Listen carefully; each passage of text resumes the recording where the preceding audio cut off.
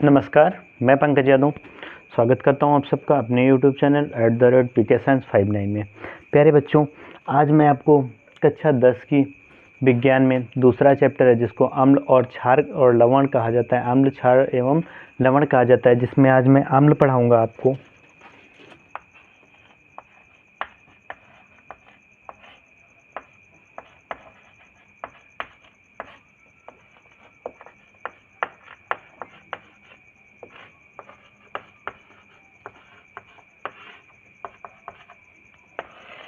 अम्ल क्षार और लवण पढ़ाऊँगा, जिसमें आज का हमारा टॉपिक होगा वो होगा अम्ल का। आज हम सिर्फ अम्ल की बात करेंगे। तो अम्ल के लिए बताते हैं बेटा, इसका लैटिन भाषा का शब्द एसिड्स जो था,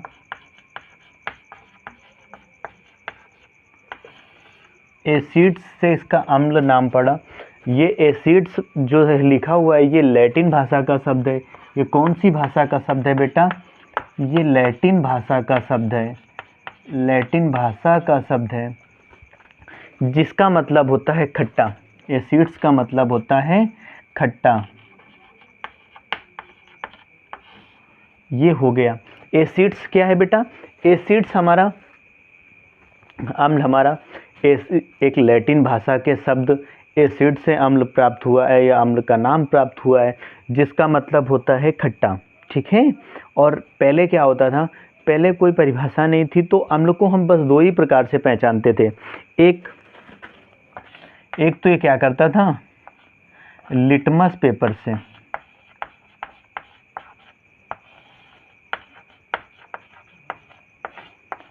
एक तो लिटमस पेपर से, दूसरा क्या था? पहला लिटमस पेपर से था, दूसरा था बेटा जिसको हम स्वाद के अनुसार, जिसको हम स्वाद से पहचानते थे, स्वाद से। लिटमस पेपर में क्या होता था? ये जो अम्ल था वो लिटमस पेपर को, जब कोई भी लिटमस पेपर अम्ल के संपर्क में आता था तो नीला लिटमस बदल जाता था लाल लिटमस पेपर में। नीला लिटमस पेपर लाल में बदल जाता था। ठीक है। और ये स्वाद में कैसे होते थे? तो ये स्वाद में खट्टे होते थे। तो पहले कोई परिभाषा नहीं थी, तो अम्ल के और क्षार की, जो हम अम्ल और क्षार लवण की जो पहचान करते थे वो बस ऐसे ही करते थे कि अम्ल यदि अम्ल है तो नीला लिटमस पेपर को लाल कर देगा, और यदि स्वाद में चख करके देखा जाता था तो पता चलता था कि जो अम्ल है वो खट्टे होते हैं। ठीक है। और अम्ल की बात करते हैं बेटा। आमतौर पे अम्ल दो प्रकार के होते हैं। देखो, अम्ल कितने प्रकार के होते हैं? अम्ल दो प्रकार के होते हैं। पहला होता है प्रबल अम्ल,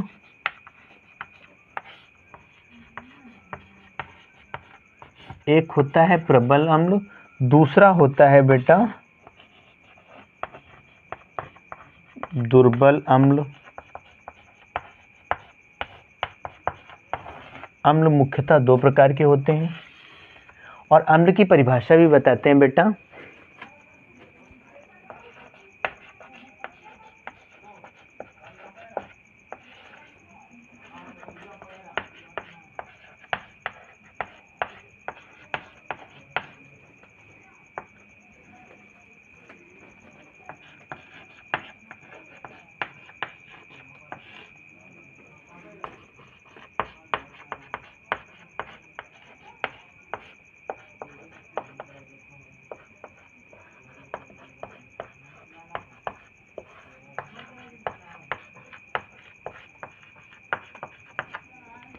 वे पदार्थ जो जल में विलय होने पर H+ आयन देते हैं उनको क्या कहा जाता है? उनको अम्ल कहा जाता है। सीधी बात है बेटा। जो अम्ल होते हैं वो आर्हीनियस के अनुसार, ये परिभाषा दी गई आर्हीनियस, वैज्ञानिक आर्हीनियस ने, स्वाइंटे आर्हीनियस ने कहा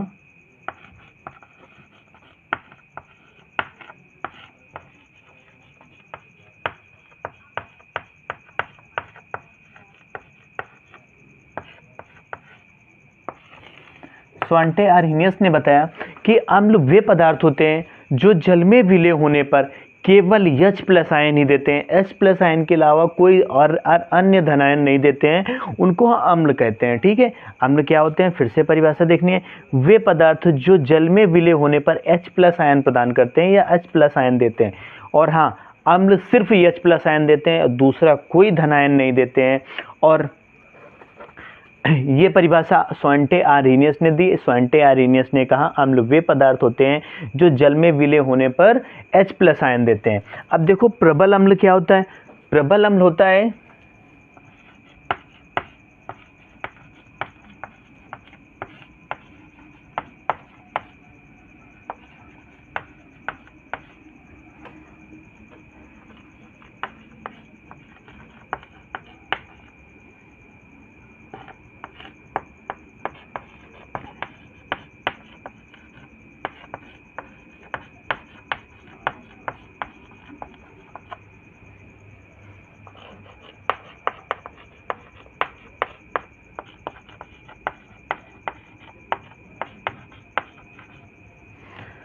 देखो वे अम्ल जो जल में विलय होते हैं, जल में पूर्णतः विलय होते हैं, मतलब कुछ ऐसे अम्ल होते हैं जो जिनको जल के संपर्क में लाया जाता है तो आसानी से मिल जाते हैं, आसानी से उन पे घुलने लगते हैं। ऐसे अम्लों को कहा जाता है, क्या कहा जाता है, प्रबल अम्ल, जैसे कि H2SO4 और HCl। और दुर्बल अम्ल क्या होते हैं,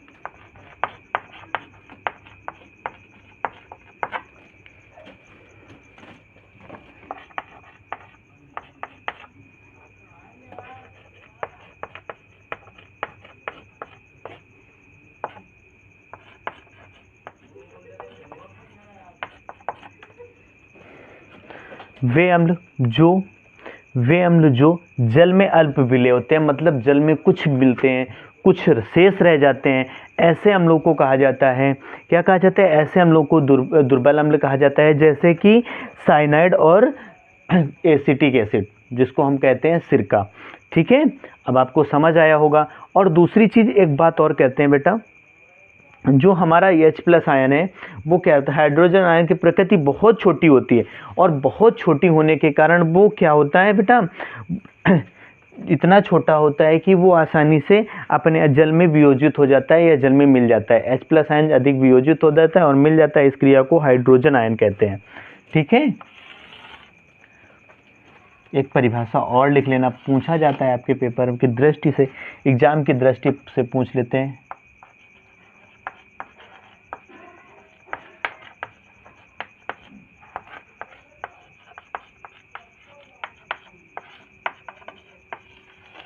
हाइड्रोजन आयन क्या होता है। हाइड्रोजन आयन में जो हमारा H प्लस आयन है बेटा, वो कैसा होता है, अधिक छोटा होता है।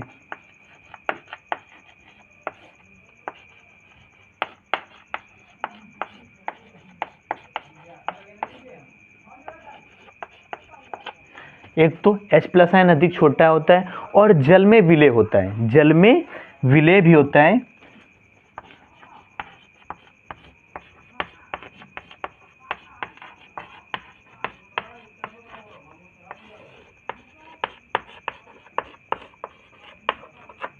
इसी को कहते हैं हाइड्रोजन आयन।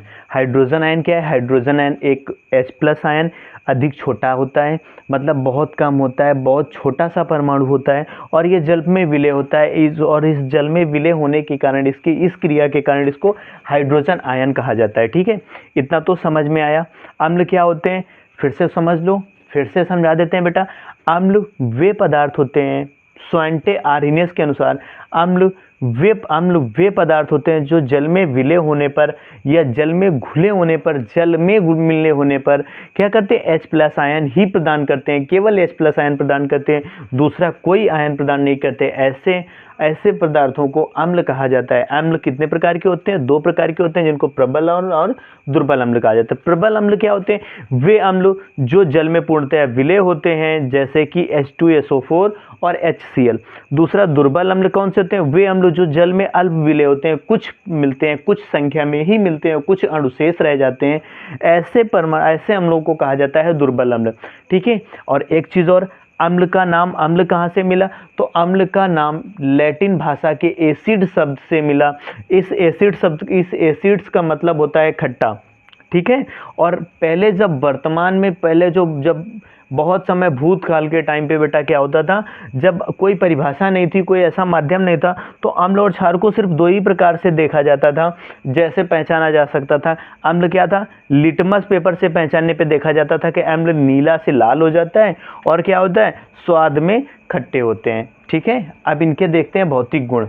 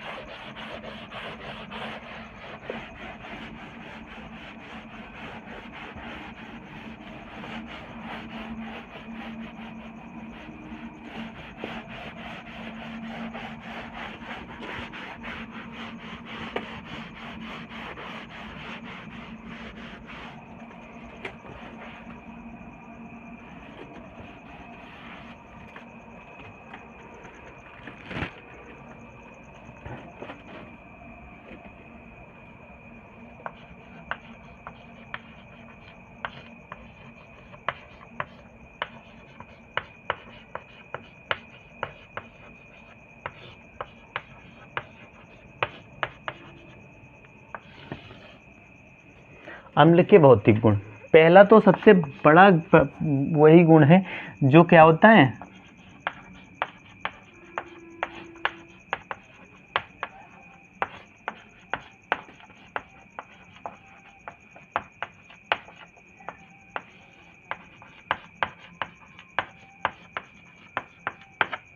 अम्ल स्वाद में खट्टे होते हैं। दूसरा क्या होता है? ये लिटमस पेपर को, ये नीले लिटमस पेपर को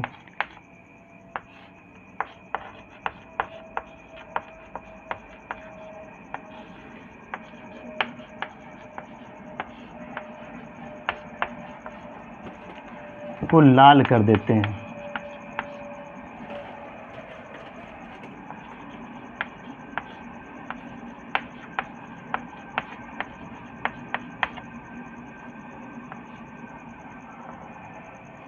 नीले लिटमस पेपर को लाल कर देते हैं। दूसरी चीज, एक और चीज होती है बेटा,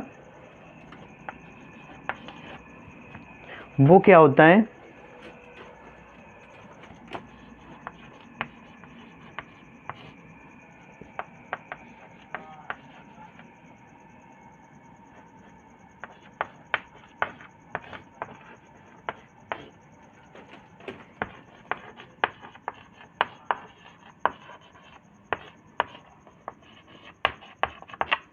अम्ल प्रकृति का संरक्षक है। मतलब पहली बात देख लो, फिर से बता देते हैं एक एक चीज को। अम्ल स्वाद में खट्टे होते हैं। अम्ल को यदि जीभ से चखा जाता है, यदि अम्ल को स्वाद में लिया जाता है बेटा, तो अम्ल कैसे होते हैं? स्वाद में खट्टे होते हैं। नीला, और दूसरा पॉइंट है, नीला लिटमस पेपर को लाल कर देते हैं। जब कोई नीला लिटमस पेपर अम्ल के संपर्क में आता है, तो क्या करता है? वो नीला की जगह लाल हो जाता है, अपना कलर परिवर्तित कर देता है, और कलर उसका नीले से लाल हो जाता है। दूसरा है, अम्ल की प्रकृति का संचारक का मतलब होता है बेटा, संरक्षक का मतलब होता है प्रकृति का हितैषी है। प्रकृति से मतलब ये किस प्रकार हितैषी है बेटा?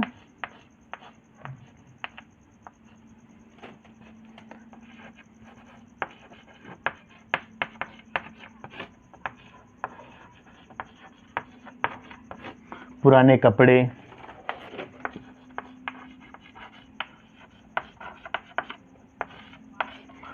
कपड़े और पॉलीथीन जैसी चीज़ों को गलाने का काम करते हैं। ये अम्ल जो होते हैं, ये प्राकृतिक के इसलिए इस प्रकार संरक्षक होते हैं बेटा कि फटे पुराने कपड़े जैसे होते हैं, और पॉलीथीन या अन्य कचड़े को गलाने का कार्य करते हैं।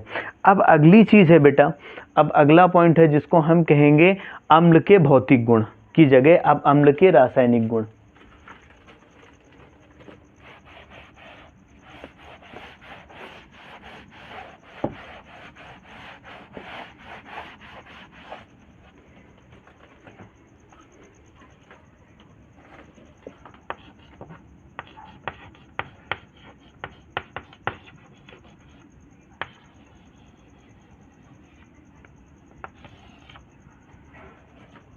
जिसमें पहला नंबर है जिसको हम कहेंगे धातु से क्रिया। धातु से, इसका एक प्रयोग है बेटा, अभी हम आपको बताएंगे। धातु से क्रिया, अम्ल की जब धातु से क्रिया होती है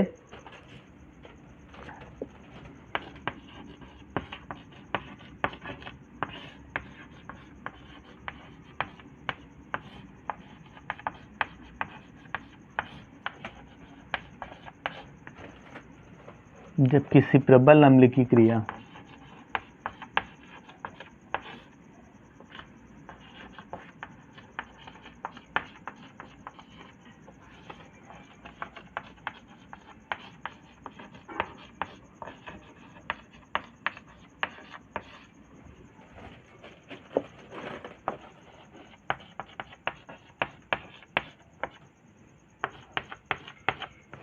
क्या होता है, किसी प्रबल अम्ल की क्रिया विशिष्ट धातु से कराते हैं तो क्या क्या प्राप्त होता है, हाइड्रोजन गैस या H+ गैस मुक्त होती है।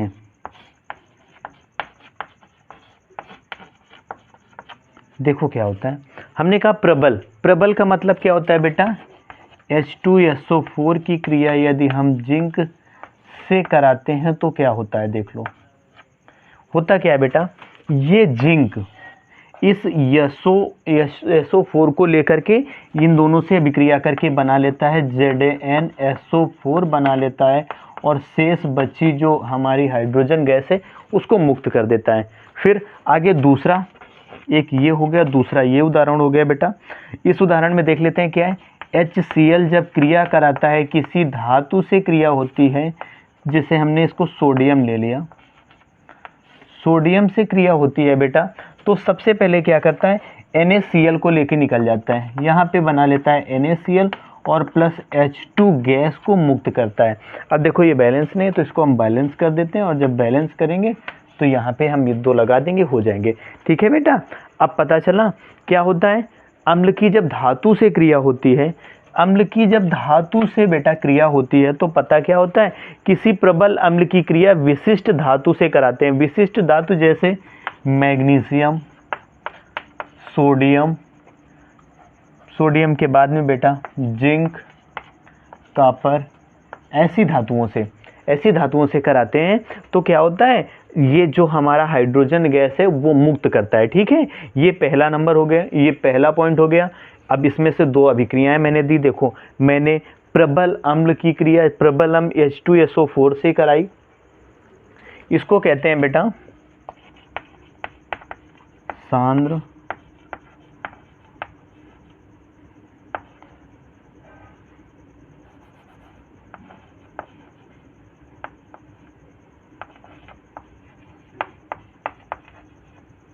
सांद्र सल्फ्यूरिक अम्ल। ठीक है, सांद्र सल्फ्यूरिक अम्ल की क्रिया जब हम धातु से कराते हैं, चलो इसको हम हटा देते हैं बेटा,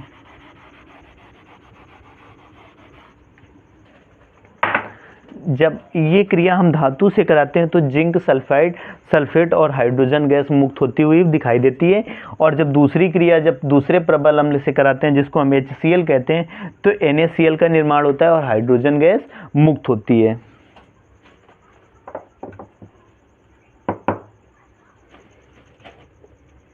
अब इसका एक फार्मूला भी लिख सकते हो बेटा, चलो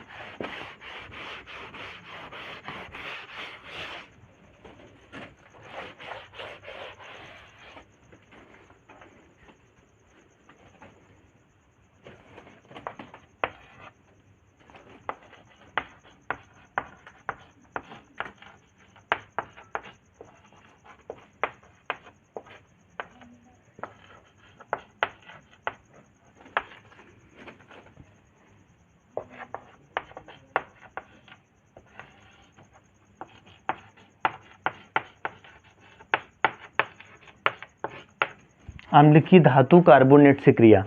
अब जब किसी भी अम्ल की धातु कार्बोनेट से क्रिया कराई जाती है तो क्या होता है, पहले तो धातु कार्बोनेट क्या होता है, धातु कार्बोनेट हमारा होता है, जैसे हमने कैल्शियम धातु लिया CaCO3 जिसको हम चॉक कहते हैं, इसकी क्रिया जब हम HCl से कराएंगे तो सबसे पहले बनके क्या तैयार होगा फिर हम आपको बता देंगे। तो इसमें दो चीज़ें बनती हैं बेटा। सबसे पहला क्या होता है कि एक H एक O निकल कर, दो O निकाल करके बना देता है हमारा H2O। फिर दूसरा ये C क्या करती है बेटा, एक O के साथ में नहीं, दो O लेकर के बना देती है CO2 गैस, और CO2 गैस के बाद में बेटा बन जाता है हमारा, देखो एक तो जल बना, दूसरा गैस बनी, और तीसरा कैल्शियम क्लोराइड जो हमारा बनके तैयार होता है, जिसको हम कहते हैं CaCO2 बन के तैयार होता है। ठीक है, रिएक्शन बाद में बराबर करेंगे। तो कहने का मतलब जल, अब इसकी परिभाषा लिख लेते हैं बेटा।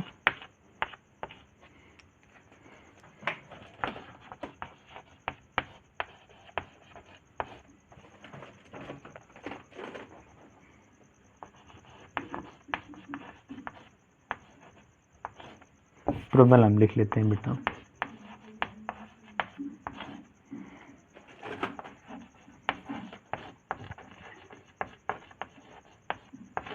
जब हम प्रबल अम्ल की क्रिया किससे कराते हैं, धातु कार्बोनेट से कराते हैं,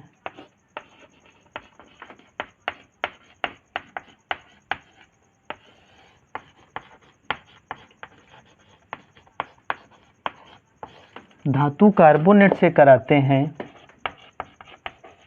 तो हमें जल,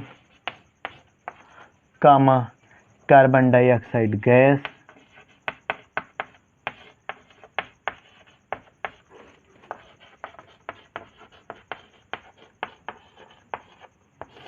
कार्बन डाइऑक्साइड गैस, और प्लस में क्या है, कैल्शियम क्लोराइड प्राप्त होता है, कैल्शियम या धातु क्लोराइड प्राप्त होता है बेटा, धातु क्लोराइड प्राप्त होता है।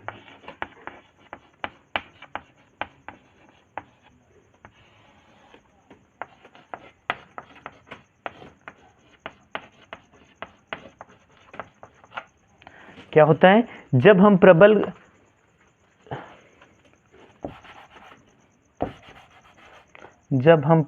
अम्ल की क्रिया, जब हम प्रबल अम्ल के लिए क्रिया धातु कार्बोनेट से कराते हैं तो हमें जल, कार्बन डाइऑक्साइड गैस और धातु क्लोराइड प्राप्त होता है। ठीक है, यहाँ पे आपने देखा कि धातु क्लोराइड प्राप्त हो रहा है। अब यदि इसी में सोडियम हाइड्रोक्लोराइड होता तो क्या होता, धातु हाइड्रोकार्बोनेट होता तो क्या करते बेटा, यदि धातु हाइड्रोकार्बोनेट होता है तो भी सेम प्रोसेस होता है। क्या प्राप्त होता है हमको, कार्बन डाइऑक्साइड गैस, जल और एक क्या होता है, धातु क्लोराइड प्राप्त होता है, जिसको हम कहते हैं, जिसको हम क्या बोल सकते हैं बेटा, धातु क्लोराइड को बोल सकते हैं कि एक लवण प्राप्त होता है। ऐसा कि अब हम तीसरे धातु में जैसे धातु ऑक्साइड के साथ अभिक्रिया में जाते हैं, इसका तीसरा जो नंबर होगा वो क्या होगा। अब इसको और देखना है तो और नेक्स्ट देख सकते हैं, आप इसको नोट करना है कर सकते हैं।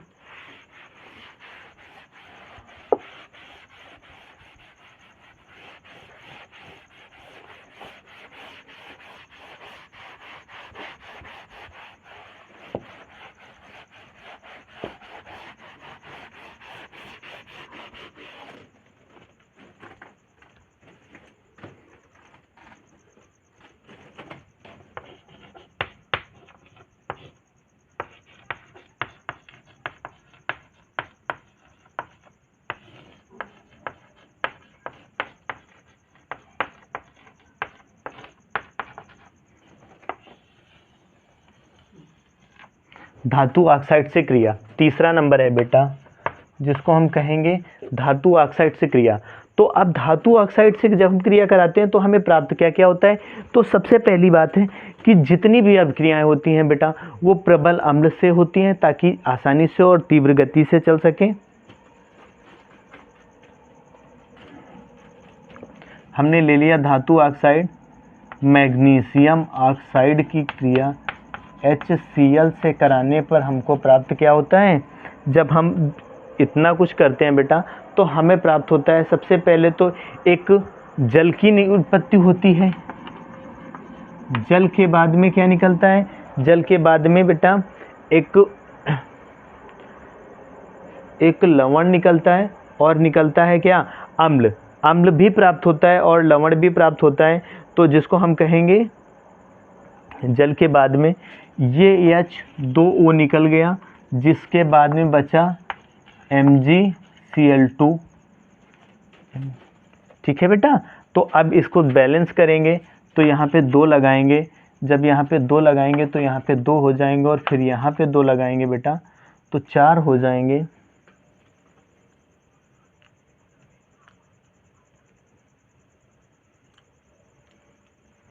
ठीक है, अब इसको बैलेंस करते हैं, फिर से बैलेंस करते हैं बेटा।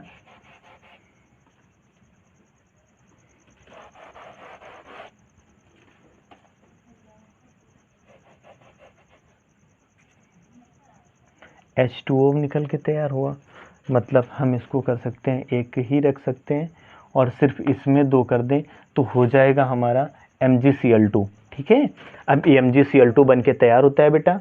तो इसकी जब हम क्रिया कराते हैं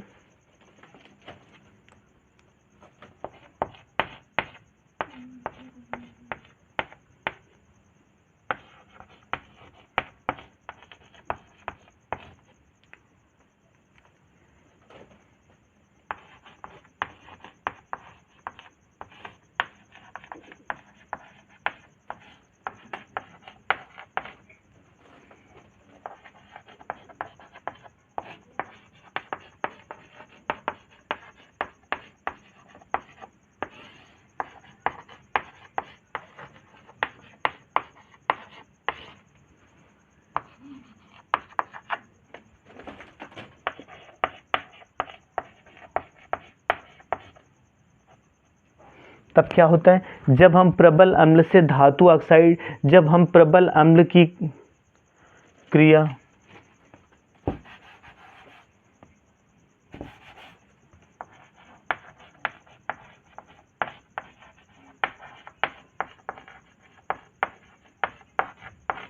जब हम प्रबल अम्ल की क्रिया धातु ऑक्साइड से कराते हैं तब हमें क्या क्या प्राप्त होता है। सबसे पहली बात है कि एक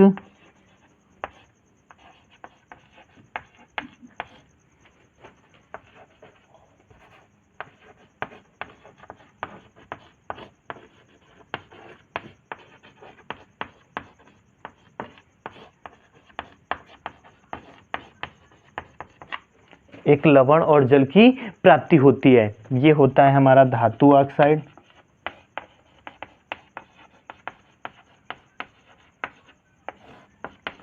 प्लस अम्ल।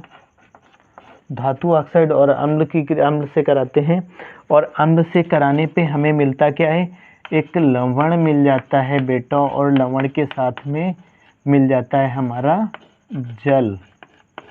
ठीक है, आसानी से समझ में आया होगा आपको। ऊपर एक मैंने रिएक्शन, और इसी रिएक्शन को हम दूसरे तरह से करते हैं और उस दूसरी तरह में हम ले लेते हैं क्या, कैल्शियम को, और कैल्शियम लेकर के CaO की क्रिया HCl से कराते हैं। और जब CaO की क्रिया HCl से कराते हैं बेटा तो सबसे पहले ये Ca और ये Cl मिल करके बनाते हैं CaCl2 और फिर प्लस में जो बचता है उसको हम लिख लेते हैं H2O, जो हमारा बचा हुआ है निकलता है। और देखो जो CaCl2 है ये हमारा एक लवण है, एक लवण है, और ये क्या है, ये हमारा जल है। ठीक है, तो इतना समझ में आया होगा। अब जो अम्ल के उपयोग होते हैं वो कहाँ पे होते हैं, ये चीज़ें आपको बता दी गई हैं। अम्ल के उपयोगों के विषय में मैं आपको बता देता हूँ एक छोटी सी परिभाषा के रूप में, या छोटी सी जगह पे बता देता हूँ। यहीं पे इतने में बेटा बता दूंगा।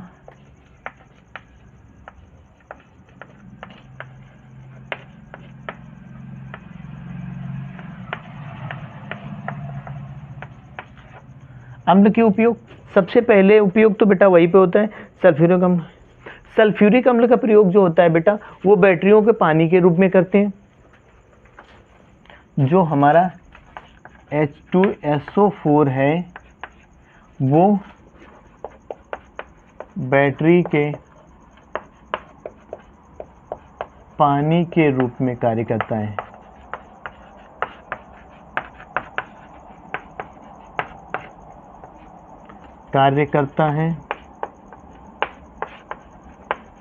क्या होता है जब ये होता है H2O होता है बेटा तो बैटरी के पानी के रूप में कार्य करता है। और दूसरा जो होता है उसको कहते हैं नाइट्रिक अम्ल, सोना चांदी के उसमें शुद्धता के लिए काम किया जाता है।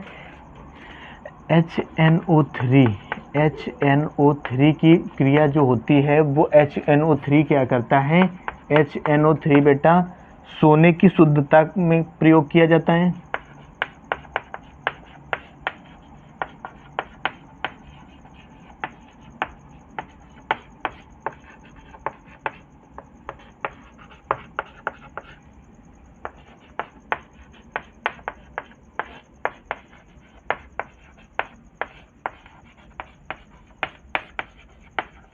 ठीक है, दोनों चीज़ें मैंने बता दी और ये दो ज़्यादा पूछे जाते हैं, जो ज़्यादा पूछे जाते हैं उस चैप्टर को मैंने ख़त्म कर दिया।